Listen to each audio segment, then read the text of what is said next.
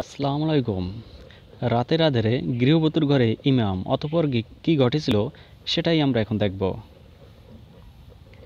পাবনার ভাঙ্গুড়া উপজেলায় গভীর রাতে গৃহবধূর ঘরে প্রবেশ করে জনগণের হাতে ধরা খেয়েছেন ইমাম, বয়স 28। রোববার দিবাগত রাত 1টার দিকে উপজেলার সদর ইউনিয়নে এ ঘটনা ঘটে। পরে গ্রামবাসী তাদের আটক করে মারধর করে সড়কের পাশে বিদ্যুতের খুঁটির সঙ্গে বেঁধে রাখেন। রাতভর তাদের সেখানেই রাখা হয়। গ্রামবাসীর সঙ্গে কথা বলে জানা যায়, ওই ইমাম দীর্ঘদিন ধরে মসজিদে ইমামতি করছেন। ঘটনার রাতে গ্রামের জনৈক ব্যক্তি তাকে 2 সন্তানের জননী ওই গৃহবধূর ঘরে ইমামকে প্রবেশ করতে দেখেন।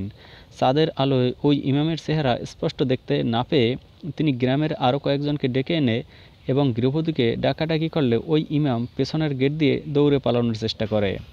পরে গ্রামবাসী তাকে ধাওয়া করে আটক করে এবং ওই নারীসহ মসজিদের সামনে সড়কের পাশে থাকা খুঁটিতে বেঁধে রাখে। সরজমিন দেখা যায়, সড়কের পাশে থাকা খুঁটির সঙ্গে তাদের মোটা দড়ি অর্থাৎ রশি দিয়ে শক্ত করে বেঁধে রাখা হয়েছে। মারধরের কারণে ইমামের হাত ফুলে রয়েছে। মারধর করা হয়েছে ওই গৃহবধূকেও। ঘটনার সত্যতা স্বীকার করে সংশ্লিষ্ট ইউপি সদস্য মাজেদ হোসেন জানান, ঘটনার পরপরই আমি চেয়ারম্যানকে বিষয়টি জানিয়েছি। ওই রাতেই চেয়ারম্যানের স্ত্রী সন্তান জন্ম দেওয়ায় তিনি ব্যস্ত রয়েছেন। এ বিষয়ে জানতে সদর union chairman Golam Faruk টুটুলের mobile ফোনে কল করা হলেও তা রিসিভ হয়নি।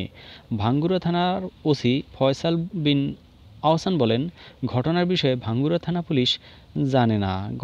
ঘটনাস্থলে পুলিশ পাঠানো হয়েছে। বন্ধুরা, এ বিষয়ে আপনাদের মন্তব্য কমেন্ট বক্সে জানিয়ে দেন। ধন্যবাদ সকলকে।